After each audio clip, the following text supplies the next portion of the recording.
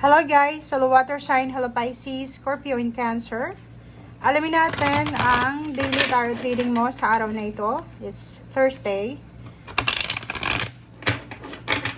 18 of January. So, general reading to guys. I hope na makuha mo ang energy. Gamitin mo ang iyong intuition sa panonood. Water sign, Pisces, Scorpio, and Cancer.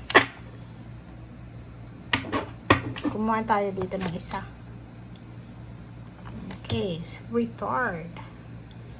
Okay.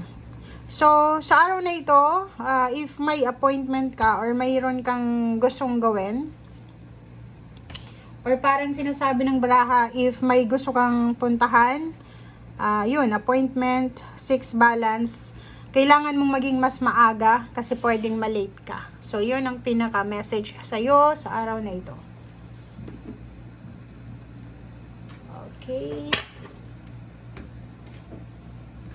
Water sign, Pisces, Scorpio, and Cancer. Kailangan magmadali. Yung sinasabi ng baraha, water sign.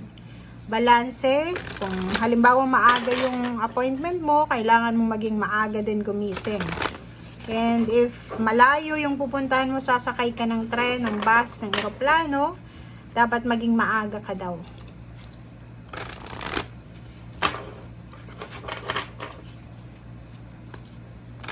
So, pwede kang malate.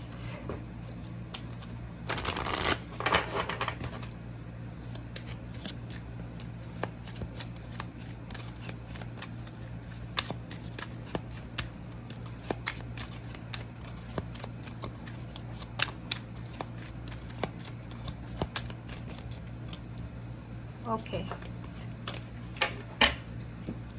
Okay, so nakikita ko sir dito na meron ditong communal living. So, pwedeng ikaw ay may kasal na dadaluhan. So, pwedeng yon. If you're invited sa isang kasal na malayo, sa probinsya, sa community, or sa kung saan pa man, make sure daw, Pisces, Scorpio, and Cancer na maging maaga ka. Kasi, posibleng malate ka. Sa araw din ito, may posibleng mabalitaan ka na ikakasal. Pwedeng ito ay kakilala mo sa past mo, or pwedeng ito ay nakatira sa lugar kung saan ka galing, sa probinsya, sa Pilipinas, or sa pwedeng kakilala, relatives or friends. Kailan ba siya ikakasal?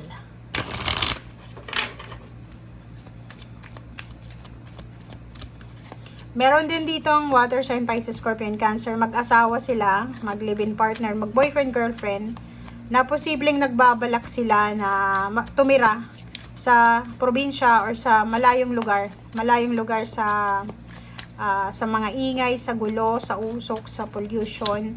Or pwedeng yung iba sa inyo dyan, pupunta kayo ng Europa. Comment down below, guys. Okay, no. Okay, so dito sa barahang to, sinasabi ng baraha sa'yo na meron kang no dito. So, meron kang no card. Ano ba yung tanong mo sa araw na ito? Ang sagot daw sa'yo is no. Meron ditong the situation will improve. So, may mga sitwasyon sa buhay mo na pwedeng mag-improve simula sa araw na ito. So, if ever man na, yun, gusto mong lumipat ng tirahan ng lugar, gusto mong magpatayo ng bahay, or gusto mong magpakasal, or may mga issues kayo regarding sa relationship, sa couple problems, or marriage problem, or paano pa man, sinasabi ng baraha sa'yo dito na ang sitwasyon ay mag-i-improve sa araw na ito. Or kung may mga hinihintay kayo na late na message, call, chat, or kung naman tong information, ay posibleng may improvement. Okay?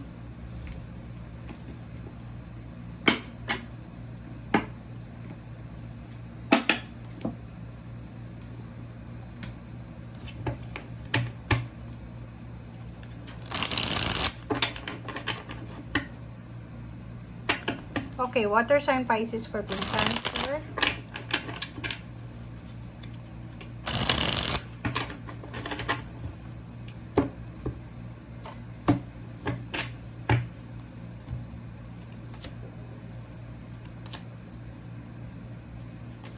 Okay. So, sa first 3 cards mo, kung makikita mo dito, if ever man mayroon kang mga problema sa iyong financial, kasi 5 of Pentacles to, if ever lang ha, if ever may mga problema kayo sa financial nyo, sinasabi ng barahan na huwag kang masyadong mag-alala kasi magkakaroon ng improvement, magkakaroon ng pagbabago sa kung ano man itong pinagdadaanan mo. Is either may mga health issues ka, or pwedeng may mga financial issue dito. Sinasabi ng barahan na parating na yung pera, parating na yung clarity, parating na yung happiness, yung wish fulfillment mo. And may iba dito na gustong magpakasal, gustong magpatayo ng bahay, kaso lang yung problema nila is pera.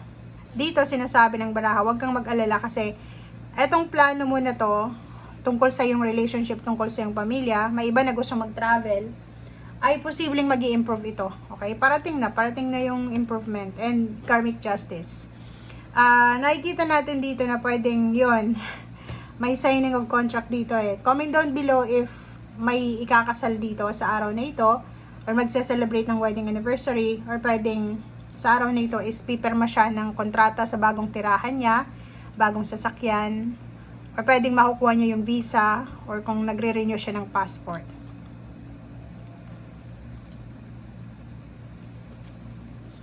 Okay. So, kung ikaw ay confused, kung ikaw ay hindi mapakali sa mga, kumbaga, gusto mong mangyari sa buhay mo, masyado kang nagmamadali, 'di ba? Sinasabi ng baraha sa'yo dito na alisin mo yung sobra-sobrang pagiging aggressive mo. Okay?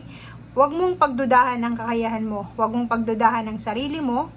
And itong Page of Swords na ito ay sinasabi na maraming magagandang balita. Good news ang parating sa mga susunod na araw na pwedeng magdala sa iyo ng positivity. So, today, if naghihintay ka ng good news, like for example, naghihintay ka ng confirmation regarding sa contract signing, regarding sa papeles, regarding sa pamilya, okay? Ang dasal na to, tingnan mo. Tingnan natin. Diba? Ang dasal na to is dito siya, sa 9 of Cups, 10 of Cups, and Justice. Ano to puro lang siya, Major Arcana. So, sinasabi ng baraha sa'yo na the Sun and Justice sa combination of sobrang positive na baraha.